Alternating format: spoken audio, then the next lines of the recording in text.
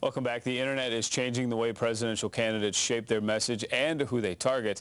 Michael Cheney, senior fellow at the U of I Institute of Government and Public Affairs, is here for today's News in Depth. Thank you very much for being here, sir. We appreciate your time. Very happy to be here. First of all, big changes in the way candidates are vying for votes with this new media. Kind of tell us what new media is. New media usually gets described as anything that involves the web, involves email, or involves text messaging, and the ways that candidates and campaigns can actually pull those together and use them in ways to motivate and energize their base. And a lot of the candidates now have a MySpace website. How are these affecting voters? How are these changing the way they go about their business? New media has really sort of targeted three areas where I think there's a quiet revolution. You have to really pay attention to pick up a lot of the tremors, but it's changing in terms of how fundraising, how they raise their money to do their work. Mm-hmm. It's also raising awareness in terms of the message a candidate wants to get out and helping supporters know what the message is. And thirdly, it's allowing supporters to get involved in ways that were heretofore unavailable for most supporters in presidential campaigns. And you talked about fundraising. Is this new medium changing that at all? How does that affect it? I think if you look at Barack Obama, he's a good example. His fundraising,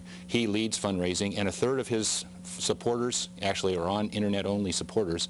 And interestingly, of those who support him through the internet, 90% of those give less than $100, which for a long-term campaign is very successful because you can go back again and again and ask them to give another $100 until they reach their maximum contribution. So he has the potential to really quadruple the amount he's already raised just by going back to that small base. Wow. And text messaging is also playing in this. Text messaging actually started with the Dean campaign, where people would text message each other and say, let's get together and meet at this spot for a campaign rally. Mm-hmm. And it allows people to come together and communicate with each other in ways that mobile communication really allows you to do. And with any internet site, there's always that possibility of someone sabotaging, hacking in, doing things that you may not like. How's that going to play?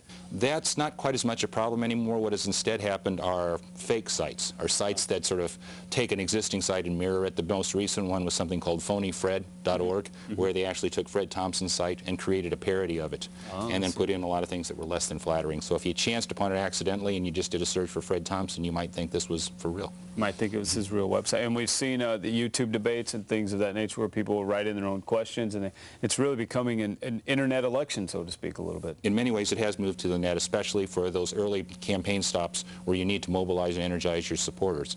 It'll be interesting once we get this through the primary season, where we have 7 or 8 candidates on each side, to getting down to 1 candidate on each side, whether it goes back to business as usual or whether the internet really does transform what we'll see, beginning probably in the summer of next year. You mentioned with all these candidates out there, maybe folks can kind of get lost in the shuffle of all of them. The internet can help them out in that way to kind of differentiate between the two? Actually, with the Dean campaign in 2004, a site called Meetup.com was where a lot of the Dean supporters first got, and they would post messages and say, let's meet up at this location for this Dean rally.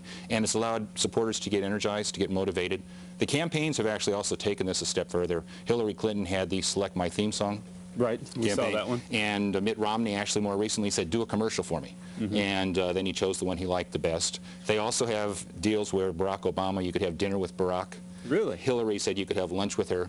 I guess we're waiting to see Giuliani have breakfast with him. And someone have a brunch. Right, with that. Just go from there.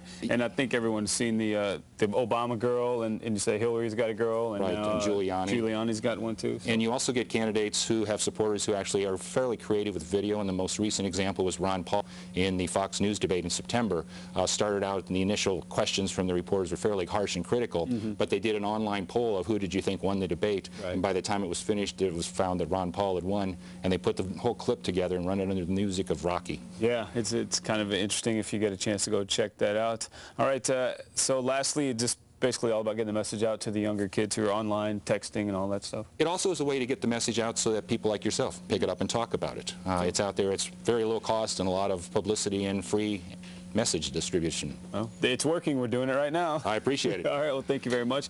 We appreciate your time. Michael Cheney, senior fellow at the U of I Institute of Government for Public Affairs. And we'll put this segment online so folks can watch it a little bit later. And if you want to do that, just go to IllinoisHomepage.net, look on the morning show, look under News and